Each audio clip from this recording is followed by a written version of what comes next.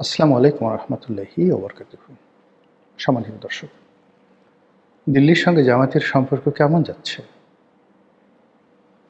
দিল্লির সাথে সম্পর্ক মানে শেখ হাসিনার সাথে সম্পর্ক এবং একই সঙ্গে দিল্লির যে সাউথ ব্লক রয়েছে, নর্থ ব্লক রয়েছে এবং নরেন্দ্র মোদী সরকার, তাদের সঙ্গে সম্পর্ক কোন পর্যায়ে রয়েছে, এই বিষয়গুলো নিয়ে আলোচনা করব। তার আগে হঠাৎ করে এরকম একটি প্রসঙ্গ আসলো কেন? কারণটা খুবই স্পষ্ট। সাম্প্রতিক সময় আপনারা দেখতে পাচ্ছেন যে জামাত অতিমাত্রায় চীনমুখী হয়ে পড়েছে এবং দিল্লির একটা মাথা ব্যথা হলো যে যারাই চীনের সঙ্গে খুব ঘনিষ্ঠ হয়ে যায় তাদেরকে নিয়ে জামাত যদি বেজিংমুখী হয়ে পড়ে, তাদেরকে নিয়ে সঙ্গত কারণে দিল্লি উৎকণ্ঠিত হবে এবং তাদেরকে টেনে আনার চেষ্টা করবে। এটা হলো দিল্লির একটা স্বাভাবিক, যাকে বলা হয়, নীতি। ২ নম্বর হলো যে গত ১৭ মাস কিংবা তারও আগে মার্কিন যুক্তরাষ্ট্রের যে ডিপ স্টেট পলিসি ছিল, সেই ডিপ স্টেট পলিসিতে আমরা জানি জামাতকে সর্বরকম পেট্রন করা হয়েছে আমেরিকার পক্ষ থেকে। কিন্তু গত নির্বাচনে যা কিছু হয়েছে, যেটিকে ম্যাটিকুলাস ডিজাইন বলেন কিংবা যেটিকে এক্সট্রা অর্ডিনারি ইঞ্জিনিয়ারিং বলেন, ইলেকশন ইঞ্জিনিয়ারিং বলেন, হোয়াটএভার মেবি, যেটা জামাত সরাসরি অভিযোগ করছে, সেই নির্বাচনের ফলাফল দেখার পর জামাত রীতিমতো তাণ্ডব, মানে তাজ্জব বনে গেছে। এর কারণ হলো যে তাদেরকে যেভাবে আশ্বাস দেওয়া হয়েছিল, প্রশ্বাস দেওয়া হয়েছিল, তাদেরকে যেভাবে সিকিউরিটি দেওয়া হয়েছিল, তাদেরকে যেভাবে ট্রেনিং দেওয়া হয়েছিল, সেক্ষেত্রে শেখ হাসিনার পতন পরবর্তী ১৭ মাস, এই ডটগুলো যদি মেলান, জামাতের ক্ষমতায় আসার সম্ভাবনা আমেরিকার পক্ষ থেকে একেবারে শতভাগ নিশ্চিত করা হয়েছিল।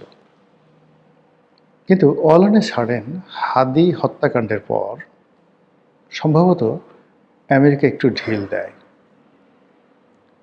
দ্বিতীয়ত, মধ্যপ্রাচ্য নিয়ে, ইরান নিয়ে, ইউক্রেন নিয়ে আমেরিকার যে প্রচণ্ড মাথা ব্যথা, সেই কারণে বাংলাদেশের বিষয়টি তারা একটু চেপে যায়। আর ওই সময়টিতে ওত পেতে থাকা ভারত, তারা রাতারাতি বিএনপির সঙ্গে একটি ভালো সম্পর্ক স্থাপন করে ফেলে এবং এবং ইন্ডিয়ার যে একটা প্রচণ্ড প্রভাব রয়েছে বাংলাদেশে, এবং তা ধারাবাহিকভাবে গত ২০ বছর ধরে যেভাবে বাংলাদেশের রাজনীতি নিয়ন্ত্রণ করছেন, ২০০০ আপনি যদি বলেন ৫ থেকেই সরাসরি তারা যেভাবে নিয়ন্ত্রণ করার চেষ্টা করছেন এবং তাদের পরিকল্পনাতে যেভাবে ১/১১ হয়েছে, যেভাবে ১/১১ সরকার আওয়ামী লীগের হাতে ক্ষমতা তুলে দিয়েছে, যেভাবে এরশাদকে কনভিন্স করে ২০১৪, ১৮ এবং ২৪-এর যে নির্বাচন, সেই নির্বাচন তারা যেভাবে একেবারে, যাকে বলা হয়, ফলাফল রেডি করে তৈরি করে আওয়ামী লীগের হাতে তুলে দিয়েছে। এই কাজগুলো করার জন্য যে মেকানিজম দরকার, যে শক্তি দরকার, যে ইনভেস্ট দরকার, যে ম্যান পাওয়ার দরকার, সবই ভারতের আছে, কিন্তু আমেরিকার সেটা নেই। তো এই জন্য জামাত এই নির্বাচনের পরে যেটা বুঝছে যে যে কোনো মূল্যে হোক না কেন তাদেরকে ভারতের সঙ্গে একটি সম্পর্ক স্থাপন করতে হবে, ভারতকে নিউট্রালাইজ করতে হবে, অথবা ভারতের সঙ্গে এরকম একটা সম্পর্ক করতে হবে যেন ভারত আগামীতে যে রাজনীতির পট পরিবর্তন রয়েছে, সেই পট পরিবর্তনে জামাতকে অপরিহার্য মনে করে। তো এই যে ভারতকে নিয়ে জামাতের যে সিদ্ধান্ত, এটি ভারত কীভাবে নিয়েছে? যদি সাম্প্রতিক সময় ভারতের যে রাষ্ট্রদূত, তার মনোভাব দেখেন, জামাতি নেতাদের সঙ্গে তার দহরম মহরম দেখেন, এবং ভারতের বিভিন্ন রাষ্ট্রীয় প্রোগ্রামগুলোতে যেভাবে জামাতের লোকজন স্বতঃস্ফূর্ত হয়ে আনন্দ এবং উল্লাস নিয়ে যেভাবে অংশগ্রহণ করে, তাতে মনে হচ্ছে জামাতের সঙ্গে ভারতের একটি তলে তলে চ্যানেল তৈরি হয়ে গেছে বা হওয়ার পথে রয়েছে।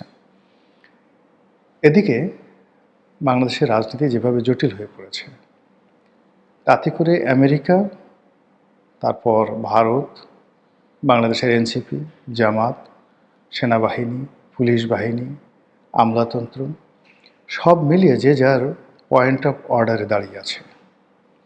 একেবারে শেষ সময়টিতে হঠাৎ করে গর্জে ওঠার জন্য তারা দাঁড়িয়ে আছে।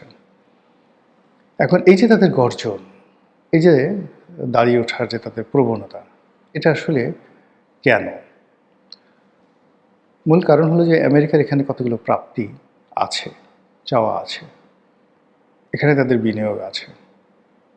সেই চাওয়া পাওয়াগুলো ডক্টর মোহাম্মদ ইউনূসের দ্বারা হয়নি বলেই তারা এই বর্তমান সরকারের সঙ্গে একটি ইতিবাচক সম্পর্ক রক্ষা করে চলেছে। তাদের দুজন গুরুত্বপূর্ণ এখানে ব্যক্তি, বিডার আশিক এবং পররাষ্ট্রমন্ত্রী খলিলুর রহমান, এই দুজন এখনো পর্যন্ত সরকারের গুরুত্বপূর্ণ ব্যক্তি হিসেবে রয়ে গেছে।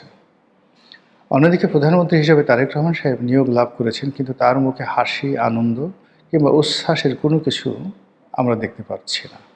মনে হচ্ছে পিছন দিক থেকে কেউ যেন তাকে কিছু একটা বলছে, ভদ্র ভাষায় এই পর্যন্তই বলা যায়, এর বাইরে আর কিছু বলার দরকার নেই। ফলে এককভাবে কোনো সিদ্ধান্ত নেওয়া, এককভাবে কোনো বড় কিছু করা, প্ল্যান করা, পরিকল্পনা করা, এই জিনিসগুলো তিনি করতে পারছেন না বা সামনেও পারবেন না। ২ নম্বর হলো যে ভারতের সঙ্গে গত ১৭ মাসে যে সকল সম্পর্ক নষ্ট হয়েছে সেগুলো গড়ে তোলা এবং শেখ হাসিনার জামানাতে যেই সম্পর্কগুলো গড়ে উঠেছিল সেই সম্পর্কগুলো আবার চালু করা, এগুলোর উপর নির্ভর করবে আসলে জনাব তারেক রহমান সাহেবের রাজনৈতিক ভবিষ্যৎ কতটা ভারত সমর্থন করবে। থার্ডলি হলো যে এখানে ডক্টর ইউনূসের জামানাতে সরকারি কর্মকর্তা কর্মচারীদের বেতন ভাতা বৃদ্ধি করা হয়েছিল প্রায় দ্বিগুণের বেশি।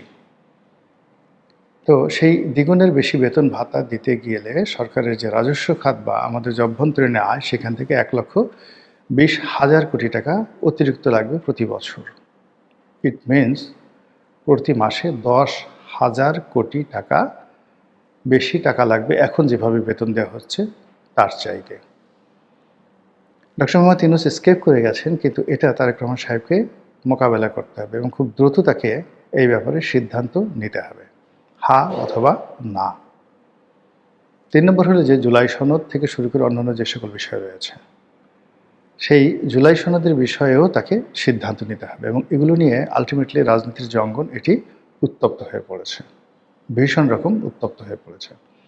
তো কাজেই বিএনপির জন্য রাজনীতি সামনের যে ২ থেকে ৩টি মাস ভীষণ রকম একটি টালমাটাল অবস্থা সেখানে যাবে। সেই টালমাটাল অবস্থার মধ্যে তারা কতটা ভালো করতে পারবে না পারবে সেটা তাদের ব্যাপার, কিন্তু এই সময়টিকে জামাত কাজে লাগাতে চাচ্ছে যে পরিস্থিতি যদি টালমাটাল হয়ে যায় এবং সেক্ষেত্রে জামাতের জন্য যদি আবার নতুন করে কোনো অপরচুনিটি আসে, সেই অপরচুনিটি তারা অতীতের মতো হেলায় হারাবে না, অতীতের মতো ভুল করবে না এবং গত ১৭ মাসে তারা যে সকল খানাখন্দক তৈরি করেছে রাজনীতিতে সেইগুলো করবে না। এটাই স্বাভাবিক। যদি এই ধারা তাদের মধ্যে থাকে, সঙ্গত কারণে ভারত যদি তাদেরকে সুযোগ দেয় তারা ভারতের সঙ্গে নেগোসিয়েশনে দৌড়ে দৌড়ে যাবে। আর অন্যদিকে বুবু, আমাদের আপা জননেত্রী শেখ হাসিনা, তার সঙ্গে জামাতের যে সম্পর্ক এর আগেও বেশ কয়েকবার হয়েছে, বিএনপির সঙ্গে কখনো হয়নি, কিন্তু জামাতের সঙ্গে একাধিকবার তাদের সম্পর্ক হয়েছে।